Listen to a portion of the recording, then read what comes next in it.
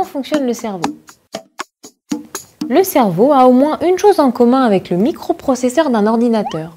C'est l'assemblage complexe d'une grande quantité d'un composant unique. Un microprocesseur est composé de plusieurs milliards de transistors, ce composant électronique qui fonctionne un peu comme un interrupteur. Il laisse passer ou bloque le courant électrique en fonction de la valeur d'un autre courant électrique appliqué sur une de ces électrodes. Le cerveau, quant à lui, est composé d'une centaine de milliards de neurones, une cellule qui génère ou pas un signal bioélectrique en fonction de la valeur d'autres signaux bioélectriques d'entrée. Le signal bioélectrique, qu'on appelle aussi l'influx nerveux ou le potentiel d'action, est un courant électrique qui ne se propage pas comme dans les câbles électriques ou les piles, car il est relayé par des réactions chimiques. Alors qu'un courant électrique se propage à la vitesse de la lumière, les signaux bioélectriques se propagent à des vitesses comprises entre 1 mètre par seconde et 100 mètres par seconde. Les neuroscientifiques comprennent aujourd'hui le fonctionnement des neurones, mais leur agencement et le réseau de connexion qui fait que les signaux bioélectriques élémentaires se transforment par exemple en pensée consciente ou en réflexe sont encore mal connus. Un neurone reçoit donc des informations en provenance de diverses parties du corps, fait la synthèse de ces informations et en fonction du résultat, émet ou non un signal. Un neurone est donc une cellule constituée de 3 éléments.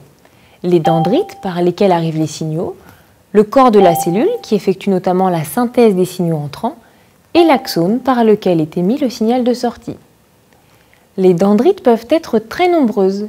Elles ressemblent à de courtes fibres filamenteuses ramifiées, capables de conduire les signaux bioélectriques en provenance des différentes parties du corps. Au contraire, l'axone ou fibre nerveuse est unique. Il transporte le signal bioélectrique jusqu'à sa destination, qui peut être éloignée du neurone. Certains axones font jusqu'à 1 mètre de long. Leur extrémité est en général ramifiée afin de délivrer le signal à plusieurs cellules.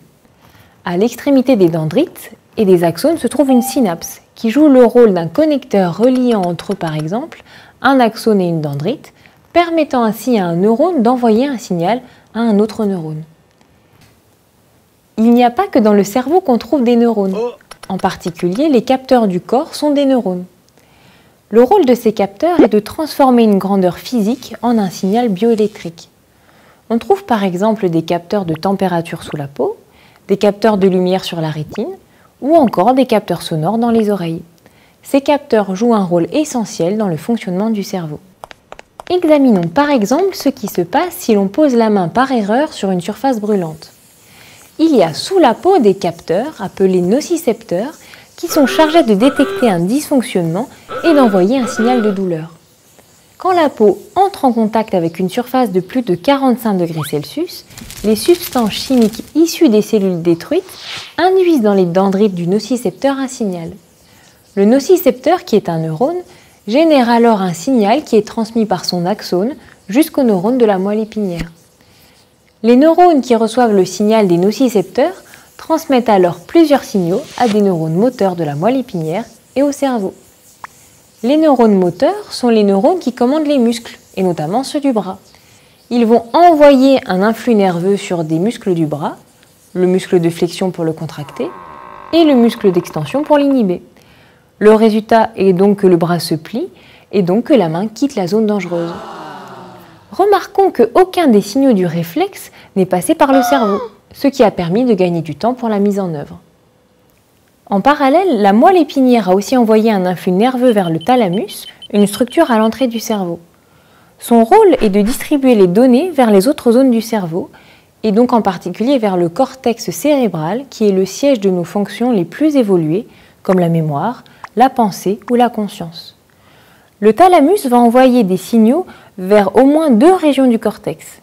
Dans celle située à l'arrière du cerveau, les neurones vont analyser la douleur pour en connaître les détails, comme l'origine, la durée ou l'intensité. Dans la région située à l'avant du cerveau, c'est la part émotionnelle de la douleur qui sera générée. Au final, la douleur est ressentie de façon consciente, mais après que le réflexe ait écarté la main de la zone brûlante.